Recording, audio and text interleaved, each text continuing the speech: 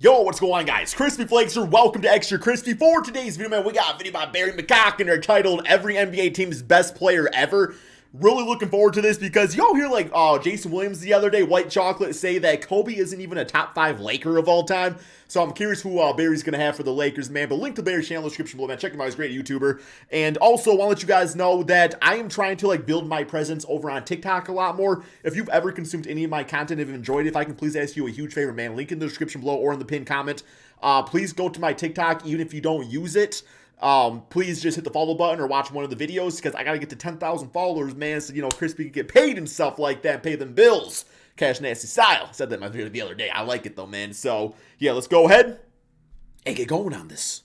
In this video, I'm going to name the best player in every NBA franchise. By the way, the TikTok is CrispyFlakes_YT. If you don't know that, just to let y'all know. As you'll soon find out, some franchises have a richer history than others, so it can lead to some wacky choices. For sure. Enjoy it, for you sure. sweet bastards. Atlanta Sweet Hawks, bastards, Bob man. Pettit. Casuals might argue for Dominique Wilkins thanks to his long highlight reel, but the only correct answer here is Bob Pettit. I agree one with of the this. earliest superstars in NBA history that gets forgotten about a lot nowadays. Bob Pettit Pettit was a was beast. two-time NBA He's a beast. MVP and the best player on the franchise's only championship team in 1958, which is the only team to ever beat Bill Russell in an NBA Finals. Although, to be fair, Russell was crazy. injured in that series. If not for Russell's Celtics, Pettit's Hawks might have won 3 or 4 rings. Also, did you see how fucking hairy he is? Jesus Christ, somebody get him a goddamn razor. Boston Celtics, Larry Bird. Larry Legend, Of course, yup. there will be the ring counters who cry that Bill Russell should be in this spot, and maybe he does. But it's my list, and I think Yeah.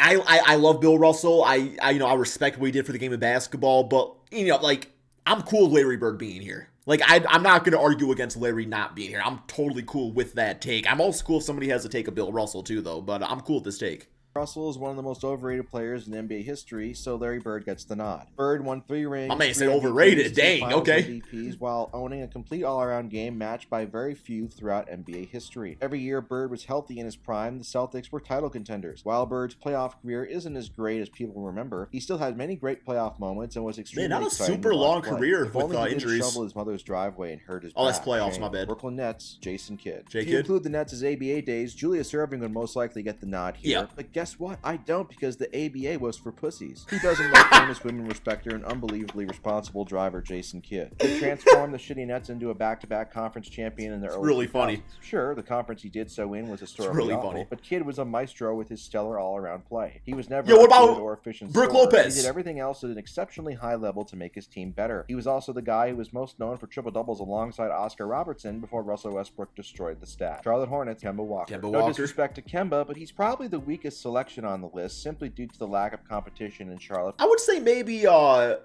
Larry Johnson, Alonzo Mourning, I think was pretty solid. He was on the Hornets, wasn't he? Could be wrong about that. Well, what about Gerald Wallace, G-Wall? Franchise history. In a vacuum, Alonzo Mourning and Larry Johnson were both probably better players There in we their go. primes, but Zoe only played 3 years for Charlotte and Johnson only 5 years. Kemba played 8 years and made 3 All-Star games and an All-NBA team. He's Fair the statement. franchise's all-time leader in win shares and points. Fair and he statement. would go on to rob the Boston Celtics of a lot of money. I respect the fuck out of that. Thank you, Kemba. Chicago Bulls, Michael Jordan, easy. He just narrowly beat out former teammate Scottie Pippen for the honor. Jordan already gets enough Narrowly. praise and worship from all his minions who pretend he's a demigod, so I won't go too overboard with praise. But yes, Jordan was really fucking good. He was so far above anybody else he played against in his prime, and he has the hardware to back it up. 6 rings, 6 Finals MVPs, On and 5 off the court. MVPs, 10 scoring titles, the highest points per game in both regular I and don't know playoff about history. MJ's The only way to really discredit sexual him life. is to point No. out how his finals Sorry. competition were a bunch of plumbers and community college students compared to some other all-time greats. But even so, it's hard to argue Community against college Jordan being the students. best basketball player of all time. Such a class act, too. Cleveland Cavaliers, LeBron James. Just hearing the name LeBron James causes many people to turn their brains off and react with a vicious hatred. I don't understand it. Where's and I've Mark never really Price? understood it. Nevertheless, this was a no-dud choice, as Bron won 2 MVPs, a ring, and Finals MVP with Cleveland, a franchise that hasn't won anything without him. If not for Kyrie's kneecap exploding in 2015 and Kevin That Durant being a is vagina, not an and image in my mind I Golden want to State, see. LeBron might have Kneecap brought exploding. multiple titles to the land. He's had most Man of said his best exploding. postseason runs in the Cavs uniform. form, and the 2018 version of himself is still, in my mind, the best basketball player I've ever watched for a given year. I wouldn't be shocked if he decides to come home for a third time in the near future. I see it Dallas happening. Mavericks, Dirk Nowitzki. Dirk! For a long time, it looked like Dirk would hold this title forever, but that was before Luka Doncic arrived. Still, for the time being, Dirk keeps this honor. Longevity. He played 21 years for Dallas, scoring over 31,000 points, making 14 All-Star games, 12 All-NBA teams, 1 MVP. How many seasons would Luka have to do what he's doing on the Mavericks to surpass Dirk? Like, I know he said, the case of the Charlotte Hornets, like he said, like Larry Johnson was only there for like 5 seasons. So, like, if he went off and left in 5 years, I don't think that's enough to make him the best franchise over Dirk. In 2007, and, of course, Finals MVP and a championship in 2011. He was never an all-around player, but his unique skill set for a 7-footer made his teams really tough to stop offensively. There were many playoff disappointments before his era rolled around, and Dirk changed the entire narrative. I also love how he won the title in 2011, then basically did nothing but coast through the last 8 years of his career. What a legend. Denver Nuggets, Nikola Jokic. This shouldn't be a controversial selection, even though instinctually it might be to some people. Jokic is the only player in Nuggets. Yeah, I can see people saying Melo. MVP, and he's probably going to do so again or English. this year. As far as but I'm good with Jokic. Jokic is about as complete as any other player in NBA history. For sure. He does everything well. He can shoot threes from mid-range, finish around the basket, and of course, tops it all off with his legendary passing ability. He's a treat to watch. Lost all that weight too. Someday he's able to win a championship. Detroit Pistons, Isaiah Thomas. When Cool. it comes to Zeke, there seems to be a disconnect between how the people who watched him play feel about him and what the analytics say. People who watched him or played against him swear by him and say he's a top 2 or 3 point guard ever. Yeah, because analytics, none of this shows the competitiveness and the leadership. Like, I think that's so much to being a great NBA player is having just like things beyond the statistics. And like Zeke was like the culture of the bad boys, you know what I'm saying? So I mean, that's why I'm not like a strictly like analytic guy. Like how you affect things on the court beyond just the skill set itself, I think is extremely important. Critics say he was a very good point guard for a few years before tapering off in his 30s. Regardless of where you fall on the Zeke scale, nobody can deny he's the best Piston of all time. He led the Bad Boys to 2 rings and won a Finals MVP. Oh, Luke Kennard says hello, but that's fine. Longevity. In 1988 as well, if not for a phantom call late in Game 6 of the Finals. Personally, I like Zeke because he pisses off Michael Jordan, and it's easy to see why, since Zeke's teams had a 3-1 record against NBA Bulls in the playoffs. Thanks, Zeke. Golden State Warriors, Stephen Curry. I don't think Steph Curry is the best player in NBA history, but I could easily argue that no player impacts opposing defenses more than he does. Believe me, I know. I had to watch him play my favorite player in the finals 4 times. Let's not get it twisted, though. I still hate the Warriors and how they bragged about beating a badly injured Cavs team in 2015. I hate how they went twerking in the Hamptons to recruit Kevin Durant to create an unbeatable juggernaut. I hate everything about them, but I can't help but marvel at Steph's ability to take over games in a flash. He's always liable to explode from 20 to 25 points in a quarter in any moment. No, wait, Lakers fan. No, Warriors' rise to success over the last decade. Now all he needs to do is win a Finals MVP against a healthy Finals opponent without Kevin Durant on or just LeBron. Houston Rockets, Hakeem Olajuwon. Man boobs Harden had a great run in Houston, but he still falls well short of the standards Hakeem set. Everybody knows Hakeem's hardware by now. He won 2 rings, 2 Finals MVPs, an MVP, and 2 Defensive Player of the Year awards. Yeah, Harden didn't surpass. It hasn't been seen from a big man before or since. He's also the all-time leader in block shots, although they only started keeping track of them after Wilt and Russell retired. Hakeem consistently raised his game in the playoffs in a way few players ever have, which is ironic since there was a point during the heart of his career where playoff success eluded Houston for some time. I always say this whenever talking about Hakeem. He was so good that nobody gives Houston shit for picking him over Michael Jordan. Yeah, that's legit. Indiana Pacers. That is actually a stamp of approval beyond good, not great player. Comprehension. He played forever to accumulate tons of counting stats. That's enough to be the best player in Pacers history, though. He never won a ring, but he was known for stepping up his play in the postseason and also had several memorable shots late in playoff games. Reggie knew his role was to shoot and score, and he never strayed away from that. The guy played in 1,530. Yeah, if you really look at like his, I don't know, let's be honest, man. Like Reggie Miller, like I love Reggie Miller, bro, but like Seth Curry's doing this stuff right now, right?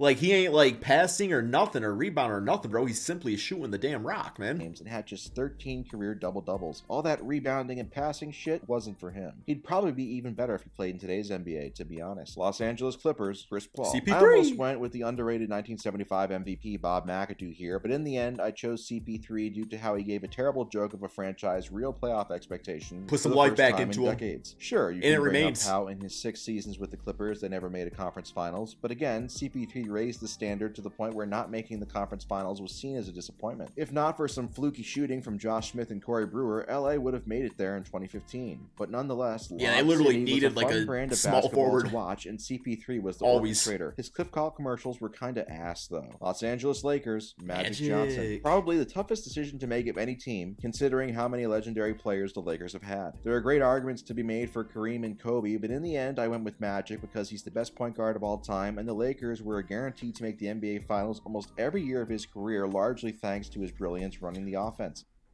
I'm cool with Magic at number. Like I'm not gonna argue against Magic being number one whatsoever. Magic was an elite player virtually from the very beginning of his career until the day he retired the first time. He's the best passer of all time, and he always churned out elite offenses. He was also a capable and ultra-efficient scorer when needed. He finished with 5 rings, 3 Finals MVPs, and 3 MVPs. Yeah, man was he could have insane. accomplished even more Look at those had he been assists. more open to using condoms. Never forget to wrap it up, What? fellas. Memphis Grizzlies. What? He started out as a throwaway piece in his brother's famous trade to the Lakers in 2008, but he eventually developed into one of the finest all-around centers in the NBA. He was never a huge scorer, although certainly not terrible, and he was never a great rebounder for his size, but he was an unreal passer and a terrific defender who led the most successful era of Memphis Grizzlies basketball to date. Although as a LeBron fan, I am obligated to point out that Mark's 2013 Defensive Player of the Year not award deserving. belonged to LeBron. I swear I got nothing. What a stupid award that he got. Like literally, he got the Defensive Player of the Year, but I think it made the All-NBA second defense team. Like, what sense does that even make? That makes 0 sense whatsoever. Against Mark. I'm a huge fan of his manly, hairy chest and penguin dance he used to do. Respect the big burrito. Yes, that's a real nickname of his. Miami Heat, Dwyane Wade. I was torn on this Dwyane choice, Wade. since if you ask me who the true best player in Heat history is, it's LeBron James. But Wade was drafted by the team, developed into a superstar. He brought with the LeBron team, there, won a ring which and is Finals important. MVP with them long before LeBron and Bosh showed up, then recruited LeBron and Bosh to win 2 more rings for the franchise. He holds a ton of team records and is the most famous player in franchise history. I loved watching Wade play, but he always came off as a little disingenuous to me. Milwaukee Bucks, Giannis Antetokounmpo. The choice came down to Giannis or Kareem, and I went with Giannis because he stuck around instead of leaving for the brighter lights. Imagine rooting for a player who changes teams in free agency. Ha, not me. Anyway, Giannis is why teams take flyers on LeBron James. Always hoping to find a diamond in the rough, and by God did Milwaukee find one here. He kind of sucked his first few years, but then it started to click in year 3. Then he developed into an all-star. Yeah, it was with that muscle on. on. He became an MVP caliber player, winning 2 back-to-back. The only thing missing for him was a ring, and after several playoff disappointments, Giannis won that coveted ring and Finals MVP in 2021. Now, at just age 27, he already has an all-time great resume and is on pace to end up as a top 10 to 15 player ever, barring injury. He can also probably give himself a reach around with his freakishly long arms. God damn, this guy's so lucky. Minnesota Timberwolves, reach around? Kevin Garnett. A pretty easy choice here. KG is far and away the best player the Timberwolves have ever had, and the only sort of playoff success that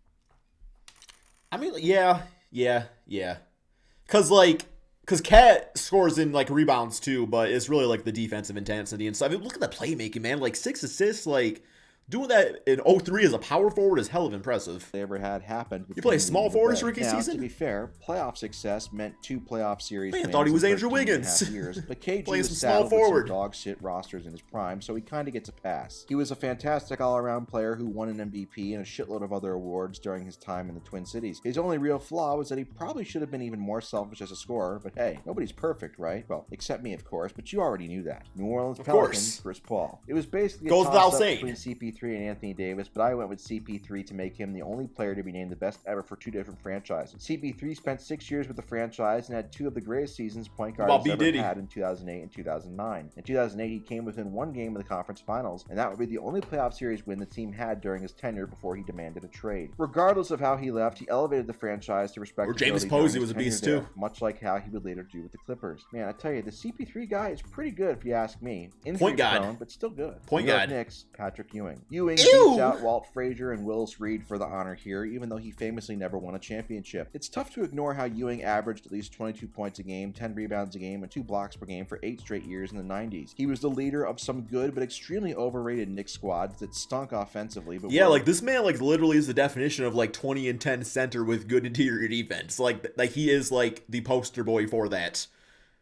elite defensively, and always lost. I to can't think of MJ's like a Bulls. player like him Ewing these had days. a golden So. chance to win that elusive ring in 1994 Gobert, when I guess. MJ retired, but in the finals he Don't score like crapped that, his though, do pants we? and ended up losing in 7 games to Hakeem's Rockets. But enough of me being a negative Nancy. Ewing made 11 All-Star games, 7 All-NBA teams, and 1 Rookie of the Year. The guy was really good. Well, until the playoffs. Sorry, I had to. Oklahoma City Thunder, Kevin Durant. Even though he's the basketball version of Judas to OKC fans, there's no denying KD is the best player the Sonics and Thunder have ever produced. No denying Yeah, it. you can argue for Gary Payton, I guess, but get real. KD was a super-duper star, and OKC enjoyed a tremendous run of success during his 9 seasons with the club. He never... But individual season-wise, Russell Westbrook's triple-double season, that was still, like, really awesome to witness. But, yeah, longevity KD. Won a ring, but he made an NBA Finals and 4 conference finals in a 6-year span. He won an MVP award and 4 scoring titles. He was widely seen as the second best player in basketball behind LeBron for most of his time in OKC. No other player, Seattle or OKC, has ever had reached such heights. I honestly don't give a fuck that he left OKC, but man, why'd you have to go to Golden State? Jesus, Yeah. it still makes me angry to this day. Not Orlando great. Magic, Dwight Howard. In a vacuum, Why does he go Orlando back to the Shaq Wizards? was a better player than Orlando. Like his hometown, Dwight, I think but that's Shaq only lasted 4 years, DC, I whereas think. Dwight lasted 8. Both took a team to the NBA Finals while establishing their reputations as elite NBA players. Dwight won 3 Defensive Player of the Year awards in a row and finished as MVP runner-up in 2011 before things started to go sour. Man, in those his were the relationship days, with the though. coaches and Those front were the office. days of Simply watching put, basketball, Dwight did man. more in an Orlando uniform than Shaq did. On another note, it's crazy to look back and see how close Orlando I was. still remember popping NBA 2K8 and going to like online ranked mode and using Dwight Howard, man, just yamming on everybody, bro. Oh man, I loved it. 3-1 in the 2009 finals. Courtney Back Lee when 2K smoked was a actually point-blank fun. game-winning layup to end Game 2. They won Game 3. Then Dwight smoked 2 game-winning free throws late in Game 4 before a game-tying 3 by Derek Fisher. Imagine how different Dwight's legacy is right now if they had sealed the deal in that series. Philadelphia 76ers, Wilt Chamberlain. There are arguments to be had for Dr. J, Moses Malone, Allen Iverson. I was and thinking of Charles Moses Barkley, Malone, I but ultimately went with the Wilt's guy cool. who did the sex with 20,000 different women, supposedly. Wilt only played 3.5 seasons for the Luke Kennard? 76ers, but in that time 34, span, he won 25. 3 MVPs and a championship. He also led the league in assists 1 year for good measure. He dominated. I hate that they did not track blocks back then, because I know this dude would have like 37 blocks per game. Like, I just know he had that. I want to see that number. Such an intense degree, I couldn't ignore it. It would have been even Somebody go more of a time travel. no-brainer had Philly not Figure out choked the away a information. It'd 3-1 be lead great. at Boston Watch in every the game 1968 that was ever Eastern recorded before Conference Finals. But blocks. we all can't have nice things, I guess. I still find it hilarious that Wilt got tired of scoring so many points, so he willingly became an all-around player. What a fascinating individual. Oh, I thought it was going to be like Phoenix invisible, Suns, like it was Steve flying. Nash. Oh god, just look at Nash. Isn't he such a hard worker? All joking aside, it's still tough to believe Nash ended up winning 2 MVPs. That's more than guys like Shaq, Kobe, Dirk, and Hakeem. Even though Nash's Suns teams never made the NBA Finals, And Steph they Curry's came Finals very MVPs. close several times, making the Western Conference Finals 3 times. Nash played an exciting Alec brand of Curry, he's cool. basketball and was He's an cool, man. absolute wizard. His offenses Not were always inspirational, elite, but he's and cool. he truly did elevate what was a bad Suns team He's into contention inspirational. almost overnight. That's why he gets the nod here, and only just recently had the Suns bounce back to success in the post-Nash era. Portland Trailblazers, Clyde the Glad I came Drexler. extremely close to choosing Damian Lillard, but I went with Drexler due to his teams having more postseason success. Their individual production That's is pretty similar, a fair although Clyde statement. led 2 Blazers teams to the NBA Finals and 3 Western Conference Finals appearances.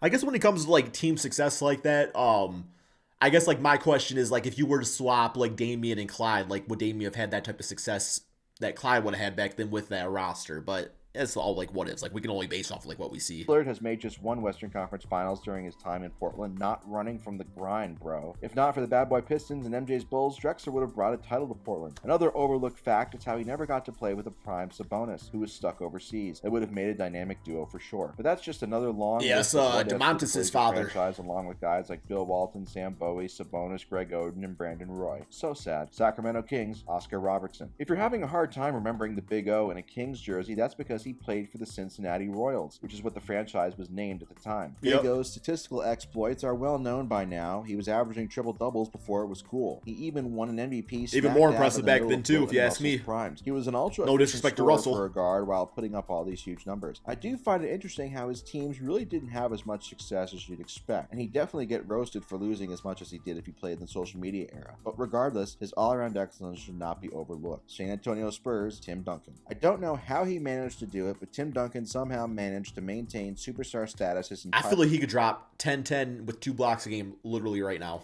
career while skating by of any of the criticism superstar players usually get when they underperform or their team loses. I may sound like a hater, but I'm not. It's just truly fascinating to me. Of course, Tim Duncan didn't lose that often. He won 5 rings, 3 Finals MVPs, 2 MVPs, and a host of other accolades. His teams won 50 games. And he didn't like do it like every single like.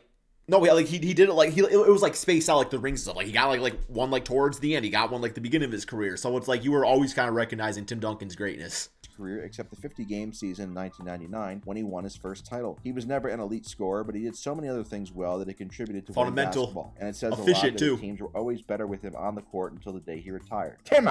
Sorry, had to do it once. Toronto Raptors, Kyle Lowry. Kyle Lowry was never as good as Kawhi Leonard, but Kawhi only stayed in Toronto 1 year. He wasn't as good as Vince Carter at his peak in 2001, but Vince... Yeah, the Raptors would not have won that title without Kawhi, but they also would not have won it without Kyle Lowry and his longevity with the franchise. Declined and eventually left the franchise in shame. He probably wasn't as good as peak Chris Bosh, but Bosh never won anything and left after 7 years. Hell, it's arguable that he wasn't even as good as his former teammate DeMar DeRozan, but Beast in the post. Lowry gets the nod here thanks to his longevity. He stuck around for 9 seasons, making 6 All-Star games, an All-NBA team, and most importantly, played a key role on the 2019 title team. When you add it all together, no player has a more complete resume than Lowry while wearing a Raptors uniform. Plus, he has a really thick ass. Wow. Utah Jazz, Karl Malone. Pretty good. Karl Malone is a massive piece of shit as a human being, and I feel guilty for praising him, but this is a basketball video, and the man is, unfortunately, one of the best basketball players of all time. His consistency and production in the regular season is quite honestly flat out remarkable, and worthy of a top 2 or 3 player ever. But unfortunately for Karl, there's this thing called the playoffs. In almost every single year of his career, he crapped his pants once he got there. His production stayed around the same, but like those numbers look good. Efficiency 46%. I see what it was before. Efficiency fell off of a cliff. And in the end, the mailman lost 18 playoff series. The mailman did not deliver. For 18 straight years, this guy ate shit. Maybe there's still some hope left in the world after all. Washington Wizards. Elvin Hayes, yep. Hayes is another great player that gets lost to time. He was overshadowed by other top big men like Wilt Russell and Kareem throughout his career, but he's going to get his due here. His best statistical years came early in his career with the Rockets, but with Washington, he was still a consistent 2012 guy with good defense. He helped Washington win Gilbert Arenas. Franchise history in 1978 and another finals appearance the next year. He had a reputation as being a bit selfish and coming up small in big moments. 40-year-old MJ. Considering the other options the Washington franchise has to choose from, I feel he has the best combination of longevity, stats, and accolades. Hey, at least he never pulled a gun on a teammate or pooped in their shoe like another Washington star player did years later. Oh, that is the end of the video. Okay. I was gonna say, I believe that was that Gilbert? Because there was the one dude, the Crit, I think his name was Critervius. I don't know, man. Anyway, good video. That's all we got. Thank you all so much for watching. Peace out, my friends.